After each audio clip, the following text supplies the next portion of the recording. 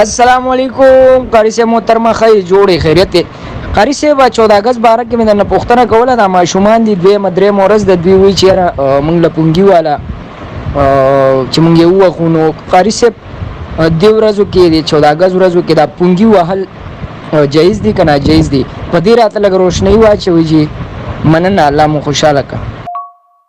وعلیکم السلام ورحمت الله وبرکاته. صاحبه مسله دې ډیره پیچیده راوړې ده.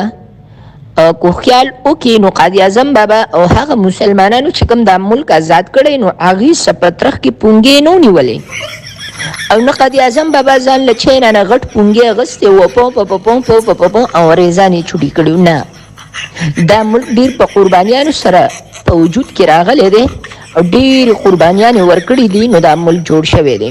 اوس دلته که ته نظر وکړې نو پونګې دوه قسمه دی، یو پونګې پلاستیکي بل پونګې انساني. دواړه پونګې د انسان دپاره جایز نه دي، ناجایزه دي.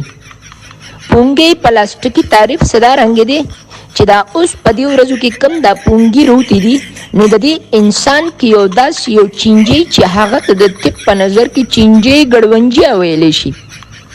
دا چینجی ګړونجیه چې کله بې حرامه وي خوب یې نه نو هغه انسان ته وایي چې پاسه ووه نو انسان را پاسي دا غټ پونګې راوالي پنګ نو هغه چینجی په حرام شي او انساني چې کوم وجودي بالخصوص الخیټه ټول کې په آرام کینی. بل پونګې انساني چې د دې پونګې اواز د دې شین پونګې نه ډېر په قسمونو کې جدا دی، د دې مختلف اقسام دي. د دې دواړو دپاره یو دوی ده اګمنټین چې هغه به 2 سره روزانه ماشومانو له ورکړي نو دا چې کوم دننه چینجی دی دا به مړ شي، دا به پونګي ته نه کیني.